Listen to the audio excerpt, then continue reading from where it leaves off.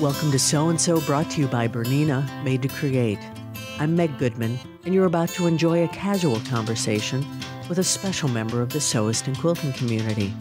A conversation about how they got started, what inspires them, what excites them, and their connection to this community. Our guest today is Jedimanda, a professional seamstress, author, and avid costumer and cosplayer. She's been featured in Star Wars Insider, Cosplay Culture Magazine, the Disney D23 Fan Club, Marvel.com, and others. She has a deep love for travel, meeting fans, teaching, painting, and bread making, and her passion for her costuming and people in the cosplay community is notable. With a BFA from the University of Louisville in Fine Arts, by day she's the Marketing and Communications Coordinator at the Speed Art Museum. We sat down with her to talk in person at C2E2 2023 in Chicago. Our candid conversation covers her costuming work, her passion for cosplay, her work for SheProp, and she talks about her new book, Creative Cosplay. Jedimanda is confident, talented, and deeply committed to the entire cosplay culture. Hi, C2E2, we're in Chicago, and we get to meet you in person and talk to you about you and cosplay and all kinds of fun stuff. Yeah, it's great to see you. Great to meet you in IRL at literally my favorite convention. This is my 10th year, my 10th C2E2. Yeah. Why is it your favorite? Because I like Chicago. It's not a bad drive from where I'm from Louisville, Kentucky. So it's not a bad drive. I'm very used to the town. It's also just a really good convention for all types of fandom. And so I do a lot of mainstream. So like the stuff I do a lot is Game of Thrones, it's Star Wars, it's Marvel. And a lot of people recognize it here. And that makes me feel really good when my outfits get recognized. And so I like to go to those conventions that they'll do well at, like this one. So I want to go in a little time machine with you. Let's do it. How did you learn to sew? How did I learn to sew? It's a bit of a weird direction because I've always been interested in fashion, but mainly just kind of like altering things, not necessarily making things from scratch. My parents, my mom and my grandmother, of course, they sewed, but pretty much up until college, I didn't know how to sew. I've hand sewed some things here and there. I've always liked costumes, but I've never thought that I'd do it until I went to school. And I went to school for a BFA, Bachelor's of Fine Arts, in painting specifically. And my models that I would be painting, I was very attracted to paint fabric and like the folds and how the light hits it and different textures of fabric. But I like portraiture, like people wearing clothes. And so I told my models to kind of like zhuzh it up a bit. I was like, this is boring what you're bringing me. And also I'm like, the nude's fine, but I want like cool stuff, like wear some weird hats or something. And they were just like, well, we don't have anything. So I'm like, I get it. And so my mentor suggested that I take some sewing classes and maybe make some outfits for them for my studies and for my pieces of that I'd be painting. And so I ended up doing that. And I kind of fell in love with sewing and costume design because I took a costume design class. I took sewing techniques. And then actually my first job in college was a tailor's apprentice. And so because I learned how to sew in school, I had connections with a local seamstress who was like, yeah, I'll take you on. And then from there, I learned like the bulk of sewing. And then from there, I learned and I got jobs in costume shops. And that's how I learned to sew. So you came to it later in life. Almost out of necessity. Out of necessity because I was tired of what my models were bringing to the table. Because I was like, this is boring. I want you to wear a gown. And they're like, well, I don't have gowns. And I'm like, well, I'll make you one. You made sure that they were good. Now, they weren't, what I was making back then wasn't great. But if I could put them in what I'm wearing now and paint this, I would have been way more happy back then. But time machine aside. Do you have any of your first creations still? Oh, gosh. Yes and no, because I ended up actually my senior thesis, which was my show, I ended up actually removing the models out of my costumes, and I would stuff my costumes and set them up in a still life and like drape them and hang them from different ways to look like they were filled. Like the whole thesis artist statement that I had was that women are wearing clothes and that projects their personality with really not even them in them. So it was a very surrealist focus. So all of the costumes that I made, I still do have, and they're in my paintings right now, just hanging up in my closet. So yes, I do. But it was a wild world. College was. So you can see your progression. Yeah. To where you are today. It's been up. It's been good. I've definitely gone up in sewing. So we're at C2E2, and you have a beautiful costume. Thank you. You've gotten, as we've walked the halls, you've gotten many wonderful remarks. Just happy people know it. Tell us about it. Sure. So I'm wearing right now a fresh, and I mean fresh, this is the first time I've worn everything together. This is Rhaenyra Targaryen from the new HBO show House of the Dragon, which is a prequel for Game of Thrones, if people are familiar with that. It's a black and white gown. It's got very heavy beading. The beads, there's gold beads, there's red beads, there's black beads, silver, but it's all very harsh angles. My shoulders are pointed. I have a break in the front where that's red fabric coming through. And so it's kind of, it's a very harsh dress because Rhaenyra is a little harsh. And her character is a dragon rider. And so there's dragons embroidered on the front. If you're familiar with the show, she wears it in episode 8 and 10. It's like the black gown she wears at the end. So, and I fell in love with that. I'm a huge fan of Game of Thrones, and so I knew when the show came out, I was like, well, I know what I'm going to be cosplaying for the next 2, 3, 4 years is from that show. So, and I'm a huge Targaryen dragon stan. So I was like, yep, this is what I'm doing, and I found it, and that's what I'm wearing. All right, cosplay. How did you first discover cosplay and how it became important to you? So I discovered it by just going to my first convention. When I started cosplaying was kind of the beginning of the accelerations of conventions in general. So we've always had Comic Cons. We've always had comic book conventions since honestly, even back into the 20s, science fiction conventions have always been around. But it wasn't until, it's always been kind of an underground thing, and cosplay's always been a part of that, but it wasn't huge into the mainstream until I'd say the mid to late aughts was when a lot of film and TV was really starting to gain followings, and those followings and those people went to conventions, and they just grew from that. And from that time was when conventions started being in hometowns. So I had our first Derby City Comic Con came to Louisville in 2012. And it was the first year, it was the first con. I've always known about San Diego Comic Con, New York, the big ones, but I didn't travel to them. So I decided to just go. I'm a huge Star Wars fan, so I just wore a Star Wars skirt, And I remember going and being like, people are in costume. This is a thing. Why do I not know about this? Why am I not doing it? And then the next year I made myself and 2 of my friends outfits from Mortal Kombat, the video game. And we all were Mortal Kombat characters. And then from there, it's where it started. It's all because I stumbled upon it and thought I was severely underdressed. Underdressed. Yes. And you knew how to sew. So yeah. And I was like, why am I not doing this? What am I just make a skirt? No. I got to do something else. So how many different costumes do you have available to you now? Oh my, that question. I will. I've been doing it for over 10 years. I've sold about a quarter of my outfits. I know I've at least made close to or over 100. Wow.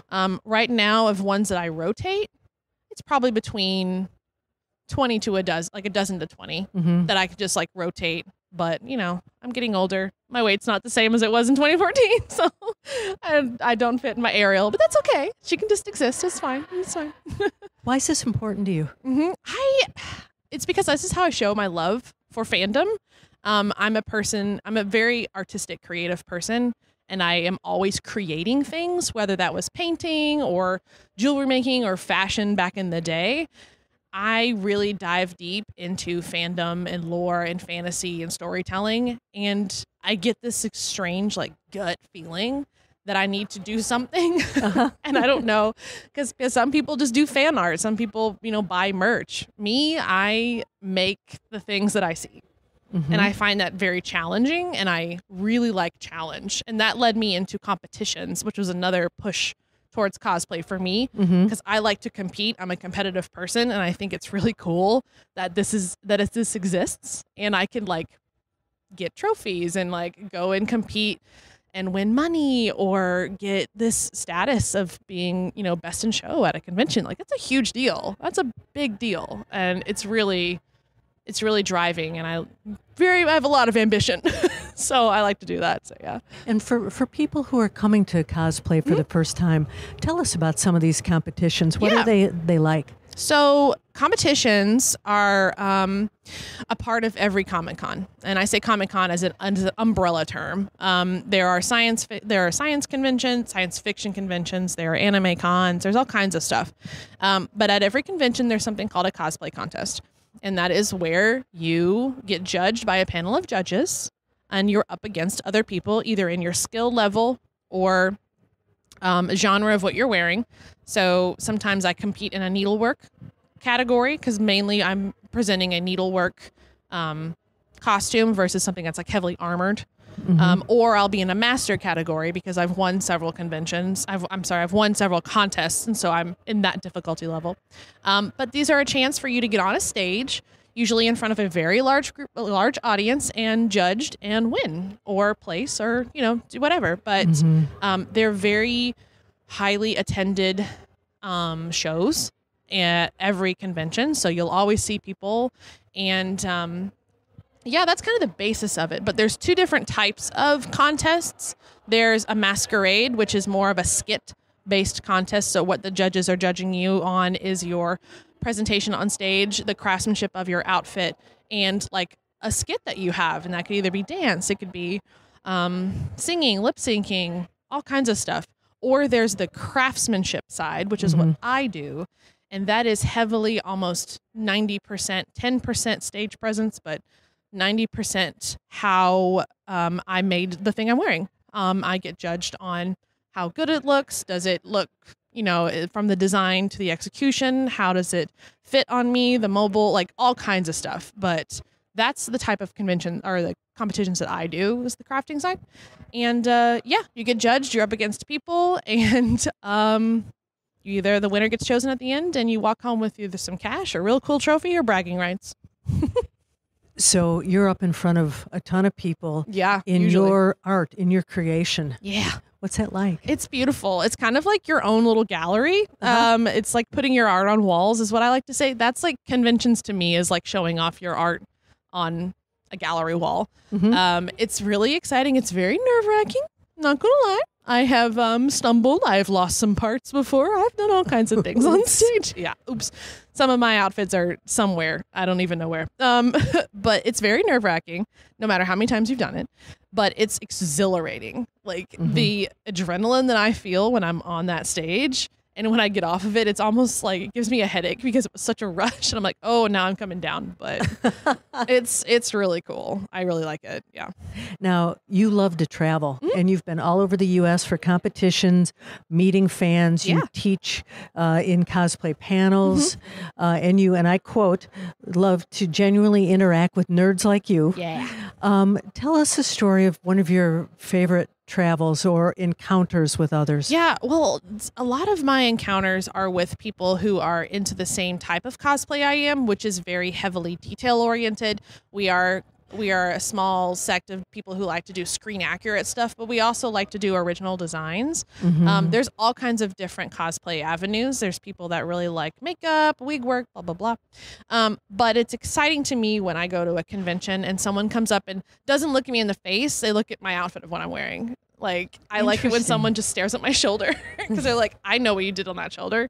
I want to take a look at that. And so I've had several different instances throughout conventions where that's happened. And also some of my favorite ones are the little kids, especially like, I wouldn't say like super like baby toddler, but like the young girls that are seeing this as something they want to do.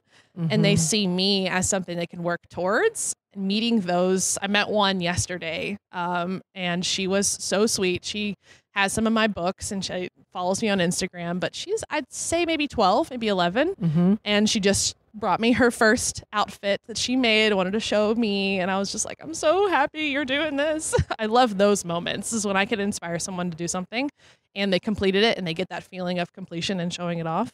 That just happened yesterday. So it was great. So on that note, you are a personality. People know you. They come to see you. there's that interaction, and then you go to these shows.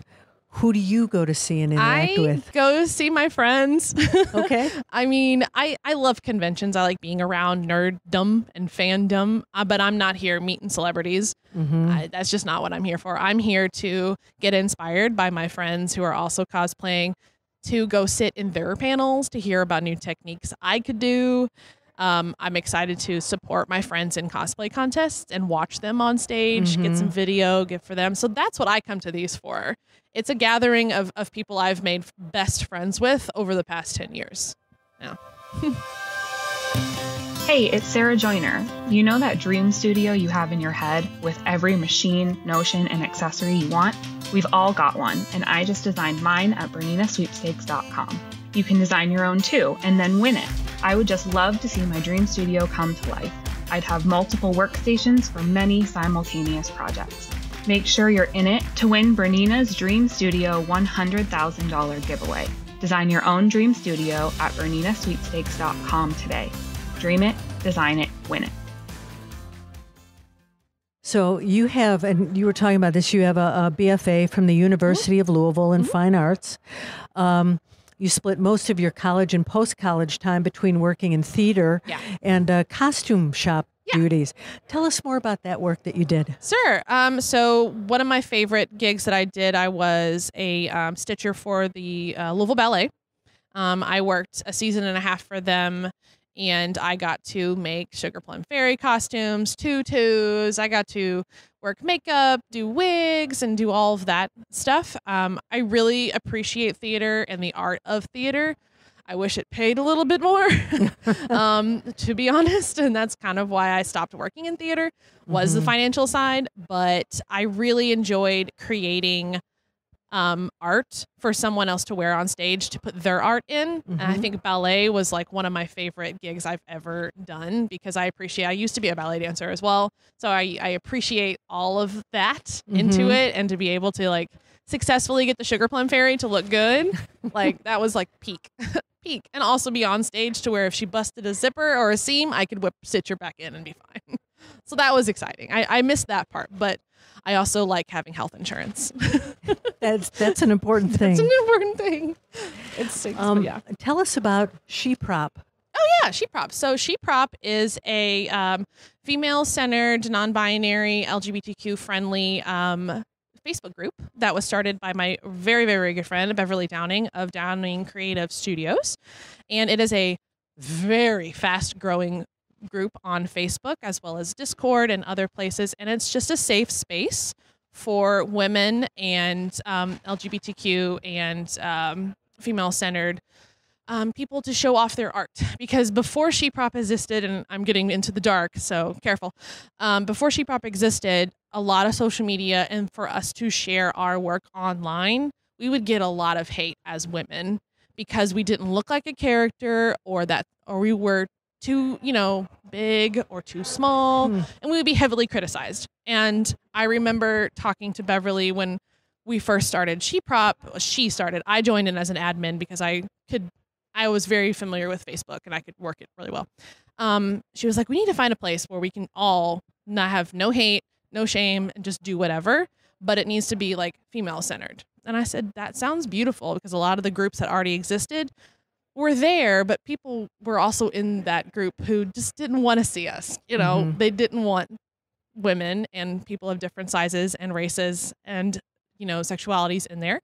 And so we created SheProp for that. And it's a wonderful group that you can join on Facebook and Discord. And we're also at a lot of conventions. So we'll do panels that specifically are geared towards minorities, or any kind of talk that we can be frank about, or the other side of cosplay if you want to market yourself online and in conventions to, feel safer. And so it's just a really good safe space to share your stuff and get tips and tricks. But yeah, in a nutshell, that is SheProp, but it's SheProp. So one word if you're looking for it. Is it making a difference? It is making a difference. A lot more people are feeling better. At least from what I can see as an admin, I see more people willing to share their art online if that space exists. And I think it's really important, because if we can feel good there, we might be able to share our art differently. We might, okay, well, I've gotten a lot of good feedback on SheProp. I feel really good. Like if I posted to Twitter and if someone says something negative, I have the skin and I have the know-how to bounce it back, or not even. You can always delete and ban and move on. But I think it's making a difference. A lot of people have used that group as a sounding board for their own brain and how to do certain things. And it's just a really good, humbling social media or group on social media to be a part of. And is it growing safety and acceptance? Oh, yeah. I would say 100%. And as an admin, there's several of us. We are constantly watching the group for any kind of discord that goes in a different direction that we don't want. We will approach that person. We will either ask them to take it down, reword it, or remove them from the group if something were to happen, if someone were to, get hate on for some reason or be attacked for another reason. There's a no attacking policy. Out they go. So, yeah. So you are Jedimanda. Jedimanda. Why Jedi? How did you come up with your name? So it's weird. It's a weird word. I used to be Manda Dawn Cosplay, and that's my middle name, Manda Dawn. But I just was like, that never really stuck. But when I was starting to develop my brand was right at the beginning of my cosplay time. And I was just doing a lot of Star Wars. And I really like Star Wars. And I thought Jedis are like the coolest things ever. And so I put Jedimanda in front of my name, dropped the A, and it just sounded nice. And I like writing it. It rolls. It rolls really well. It rolls really well. But it took me a while to figure it out because a lot of people have cosplay after their name. But developing a brand, I wanted something simple, easily roll off the tongue, and easy to write, I'll say. Easy to spell. Easy to Perfect. spell. However, there's sometimes where I'm spelling it or I'm writing my actual name on a document and I start writing Jedi and I'm like, no. Erase. So what is your brand? My brand is definitely something I want people to know that they can follow me for really detail-oriented costumes. If you would like to learn how to make something, you can follow me. I'm not necessarily an educator per se, as in like I'm offering classes or come learn from me, but you can watch me, be in a safe space with me, and you can also message me. I can all talk about it, what I'm making, but it's definitely a place that is relatable for costumers and cosplayers, especially over 30 women. I've been in this game for 10 years and over 30 does mean a thing. And so it's nice to make shareable content for that. But I want my brand to be a really cool brand just to follow, really cool costumes and fun and just chill. I don't know. That's a really good question. I'm just like, oh, it is my brand. It's Jedimanda. I make cool costumes. Come follow me. Oh, and I write books too. So well, let's talk about your book. You've got a brand new book out. Yeah. Tell us about it. And by the way, to our listeners, it is awesome. The photography is amazing. Yes, thanks, my bestie Alex. The book is terrific. Cool. Please tell us about it. Yeah, I will. So this is my second book. So the current book that's out now is called Level Up Creative Cosplay. And it is all about taking cosplay to a next level, pun intended. In the book, I detail a lot of small things like costume design, how to drape fabric, how to properly maybe Frankenstein patterns. So you kind of already have to have that knowledge of fabric, know how to sew when you're coming into it. But I also take you into different realms like digital cutters, like crickets and silhouettes. I talk about makeup. That was my favorite chapter to write in the book, was how to get your makeup to stay on through a whole convention day, even if it's just beauty makeup. I do a lot of special effects makeup. That's also one of my favorite little hobbies of mine. Great pictures in the book on that. I love SFX makeup. I like really creepy horror stuff, and I like to do that on my own. So there's a huge chapter in there about it. I also go into marketing and how to get yourself into what I'm doing if something like this interests you. So I talk about how to get a cosplay resume, a CV, a website, that kind of thing. So it's all encompassing. But this is a sister book to my first book called Creative Cosplay, which is literally a beginner's guide to it. More on the sewing heavy side. So a lot of cosplay, sometimes when people Google it, they see armor, they see big builds. They see like Transformers. And there wasn't a lot of sewing based cosplay books out there. So that's what I really wanted to bring to the field. So in that book, it's a lot of like how to work a sewing machine, understanding how to read directions on a store-bought pattern, fabric knowledge, a lot of that wig work, shoes, how to alter things you buy from Goodwill, which is how you start in this in this crazy hobby. So those are my 2 books. You can buy them on Amazon, or if I'm at a convention, I'm most likely selling them. Indeed. Yeah. We're going to switch gears for a minute. You do marketing and communications at the Speed Art Museum in Louisville. Tell us about the museum and your work for them. Awesome. So my 9 to 5, how I make my money to be able to do this, is yes, I work in marketing at the Speed Art Museum. The Speed Art Museum is Kentucky's largest and oldest art museum. We have a vast collection that started in 1927, and it's all kinds of priceless works. I mean, the fact that I can go downstairs and see a Picasso every day, or go sit next to a Rembrandt, like that's legit. And I went to school for art, and I studied art history so much, and so this is like my dream job. But for what I do for them is I actually do social media for them. So, and how I got that job was because of cosplay. That was going to be my question. Yes, tell us about that. I did. So when I applied for it, which was May of 2021, was when my first book came out. And I've already been doing freelance freelance social media for other companies I've worked for.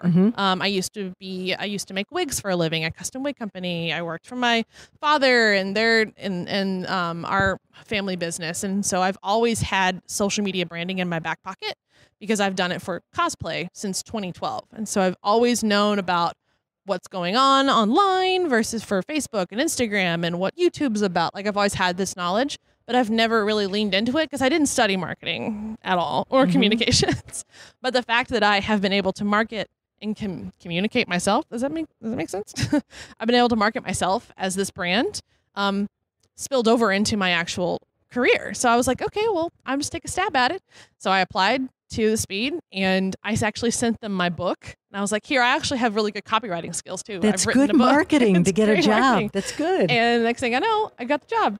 So they took a chance on me. They were like, yeah, we think that whatever you're doing already with your cosplay, like that was in the interview. I didn't have to explain cosplay or anything. They were like, we already have watched all of your channels, all of your marketing. We see how you speak. We see how you present yourself as Jedimanda. If you could do that for the Speed, we'd love it. And I was like, sure. Boom. And now I'm there. Do you have a favorite portrait or piece of art at the museum?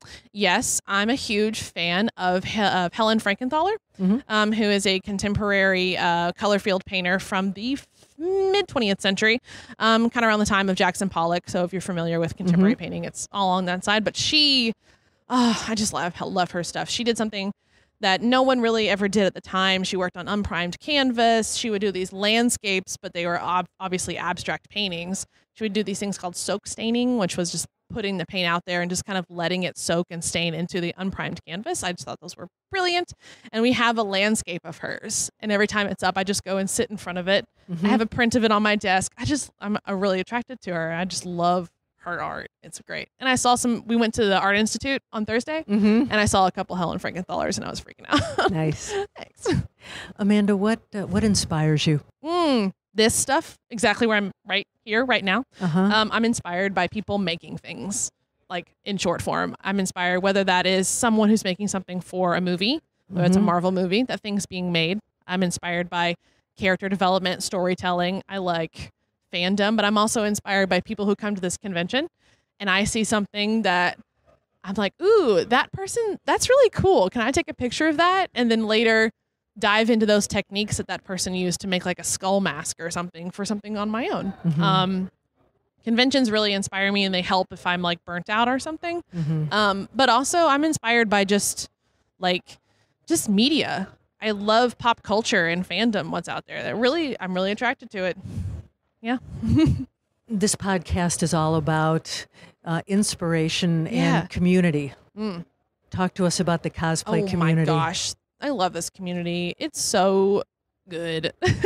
And I've, like I said, been in it for 10 years, and I have my best friends I've made through this community.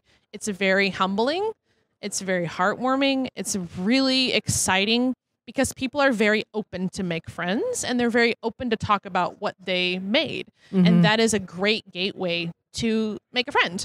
So if you can walk up to somebody and be like, I love your wig. Tell me how you styled that bouffant, and they can talk about it with enthusiasm. Like that is already an icebreaker and you're already into that. And so that is a huge thing in our community. The fact that we all already have this shared knowledge and love of making cosplay and role playing or, recreating something on screen, that shared love is already existing. And that is really exciting because I don't feel like there's a lot of communities out there like that. And if they are, I don't know. This one's just really nice and I enjoy it. It's really sweet. And we were talking before about finding sewing in unexpected places. Yeah, this is definitely one. and it's just it's pervasive. Yeah. Here, and I'm not sure there might be misconceptions or whatever. But what are some of those, and how would you address those? It's interesting because I don't want to get too negative, Nancy, over here. But a lot of the sewing industry, especially online, don't really accept cosplay as a part of the sewing industry because I think it's misunderstood because not a lot of people are into what we're into. And I think a lot of people are nerds and they follow and they watch Marvel movies, but I don't think they think that cosplay is to that level of what a quilter does or what a fashion person does or anything. But we're here.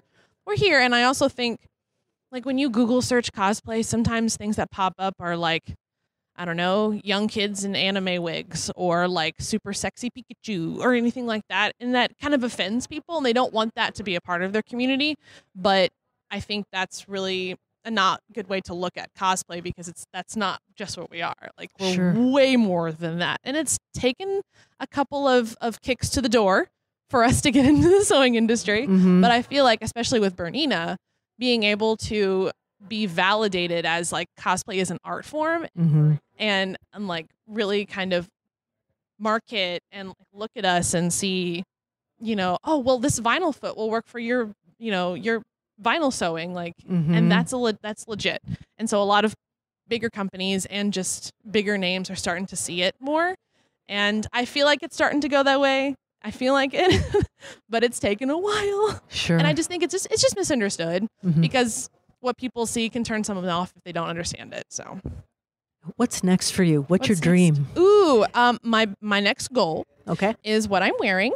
We're going to compete with this outfit. And so I have a competition later this year that I will hopefully compete in. And if I win, I will be I will win the US qualifier. And I will go compete in something called the International Cosplay League, which is in Madrid, Spain. And I will be the U.S. representative for that. And where's the competition here? So the competition's at UMACon. It's in Detroit. It's in November. Okay. So I have to make a lot more stuff for Rhaenyra because international cosplay convention or cosplay contests are very difficult. Like everything that I wear besides my shoes, I might make my shoes. It's the best of the best. It's the best of the best. And there are several world cosplay competitions that are that. The ICL specifically is a good crafting one. There are some that are big skit ones, or they're ones that are just for anime characters. And so there's several different. Actually, here at C2, the Crown Championships of Cosplay is a world qualifier. So we will be crowning a world cosplay winner tonight.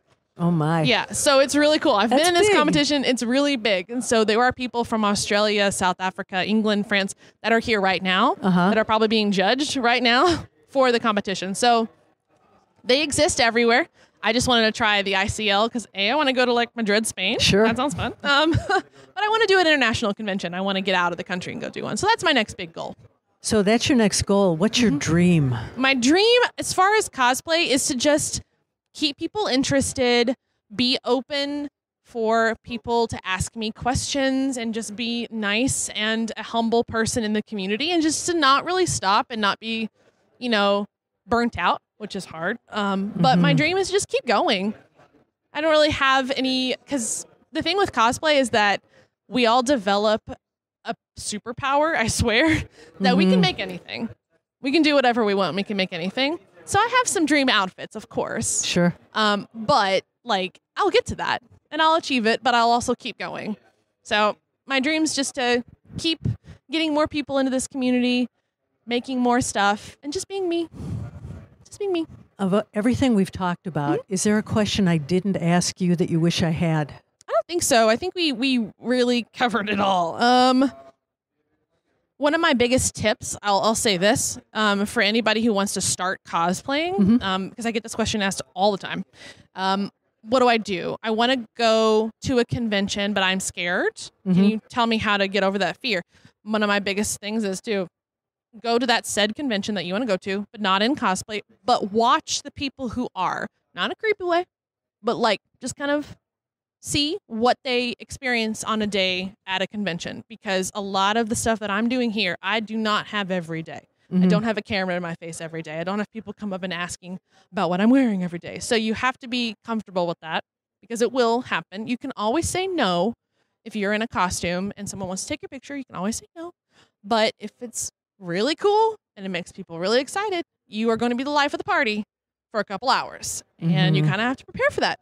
Same goes for competitions. If you want to be in a competition, watch it first. Or volunteer to handle a person backstage and help them compete, like hold their bag, give them water. Like be their handler. Be their handler, exactly. You know, so just experience it out of costume before you get into costume, because you don't want to get completely sidewiped by a random news interview that might hit you and you're not ready for, because it's happened to me before. Sure. So, yeah. Sure. Great advice.